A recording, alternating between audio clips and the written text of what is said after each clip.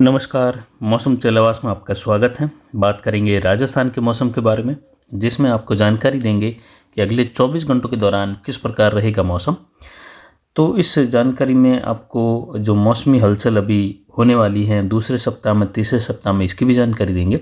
फिलहाल वर्तमान में तापमान अगर देखें तो दिन का अधिकतम तापमान अब कम होने लगा है, यानी 35 से लगाकर 37 डिग्री के मध्य कई इलाकों में तापमान दर्ज किया जा रहा है, जबकि पिछले दिनों में देखें तो ये 40 डिग्री तक दर्ज किया जा रहा था।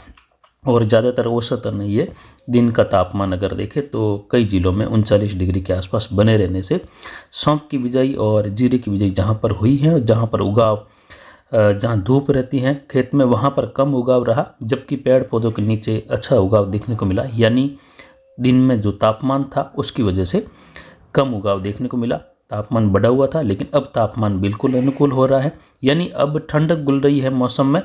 तो वहीं अब एक और राजनीतिक गर्मी भी बढ़ रही है, क्योंकि नवंबर महीने में, जैसा कि आप जानते हैं कि अब चुनाव नज़दीक है और इस समय राजनीतिक गर्मी बढ़ रही है। तो वहीं जो मौसमी हलचल की गर्मी है वह घट रही है और ठंडक घुल रही है। यानी मारवाड़ जंक्शन विधानसभा क्षेत्र 119 से भाजपा के पूर्व विधायक केसाराम जी को टिकट मिला है और वह आज अपना नामांकन भरने के लिए जाएंगे।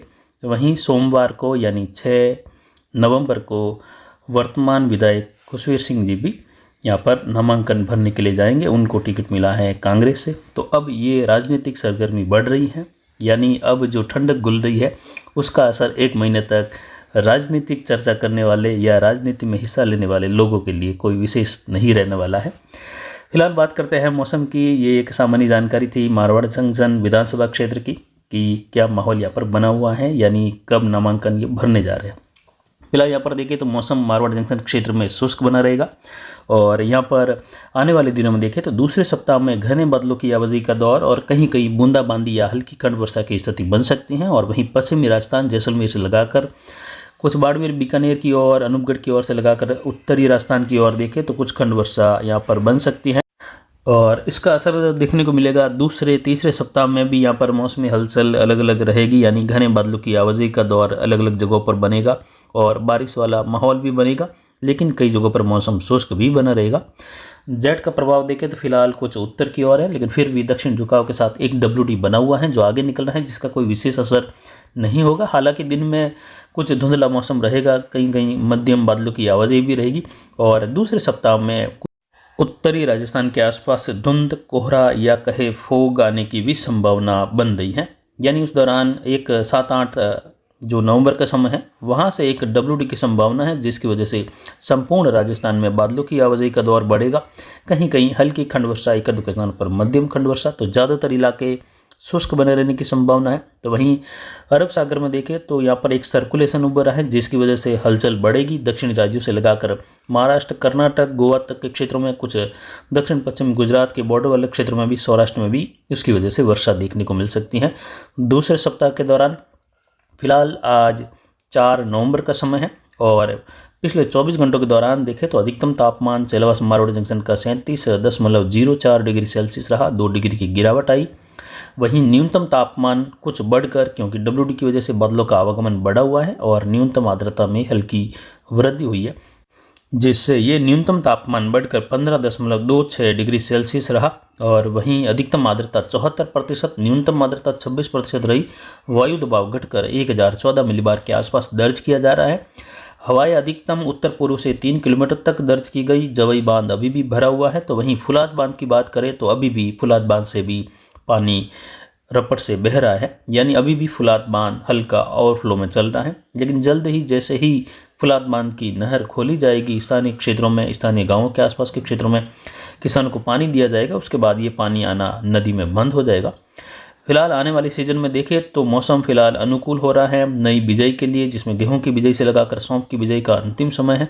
वहीं जीरे की बिजाई का अनुकूल समय शुरू हो चुका है और वर्तमान में देखें तो जीरे का बेल्ट बड़ा बेल्ट रहेगा इस समय, यानी बुआई जो है या कहे बिजाई बहुत ज़्यादा मात्रा में हो रही है। वहीं यहाँ पर देखिए तो सौंफ की बिजाई भी काफ़ी ज़्यादा क्षेत्रों में इस बार हुई है और इसबगुल भी इसी प्रकार की बुवाई की ओर है, यानी इसबगुल की बुवाई भी इसी प्रकार रहेगी, लेकिन विशेषकर जीरा की बुवाई बहुत ज़्यादा रहेगी। फिर भी आने वाले दिनों में देखें तो आने वाले साल में जीरे का लगभग औसत एवरेज अगर देखें तो 35 से लगाकर 45,000 तक के आसपास भाव रह सकता है अगले साल भी, एक अनुमानित है। फिलहाल यहाँ पर देखें तो अभी वर्तमान में जो मौसमी स्थितियाँ हैं उसमें जिन किसानों ने पहले सरसों की बिजाई की थी उनके भी ज़्यादा तापमान की वजह से कई दिक्कतें आई थी। वहीं सौंफ की बिजाई में भी किसानों के यहाँ देखा गया कि खेत में सौंफ की बिजाई के बाद जहाँ पर पेड़ पौधों की छांव गिरती है वहाँ पर सौंफ का उगाव बिल्कुल अच्छा रहा, जबकि जहाँ पर पेड़ पौधे नहीं है, खुला खेत है, वहाँ पर उगाव बिल्कुल कम रहा या बिल्कुल नगण्य ही देखने को मिला। तो ये तापमान की वजह से रहा, इसीलिए अनुकूल तापमान होने पर ही बिजाई करना बिल्कुल उचित रहता है और किसानों के लिए फ़ायदेमंद भी रहता है। फिलहाल मौसम की मार कहीं पर भी फिलहाल रहने वाली नहीं है जिससे किसानों को कोई नुकसान हो, लेकिन दूसरे सप्ताह में, तीसरे सप्ताह में हलचल बढ़ेगी। तो वहीं उत्तरी राजस्थान में धुंध कोहरे की स्थिति का भी पहला दौर सुबह के समय में देखने को मिल सकता है। वहीं आने वाले दिनों में किस प्रकार मौसम रहेगा इस पर वीडियो लगभग बन चुका है, लेकिन कुछ वीडियो अभी भी बनना है, समय का अभाव है, लेकिन जल्द ही अभी आपको ये वीडियो दे दिया जाएगा। हो सकता है 5 नवंबर को ये वीडियो मिल जाए, और जिसमें जानकारी रहेगी नवंबर दिसंबर से लगाकर जनवरी फरवरी मार्च अप्रैल तक की, और उसके बाद आने वाले सीजन में किस प्रकार रहेगा मौसम उसकी जानकारी भी जो है लगातार आपको कभी कभी हिंट्स के तौर पर जानकारी देते रहेंगे। तो फिलहाल अभी की जानकारी के लिए इतना ही, आगे की जानकारी के लिए बने रहे हमारे चैनल पर। नमस्कार, जय हिंद, जय भारत।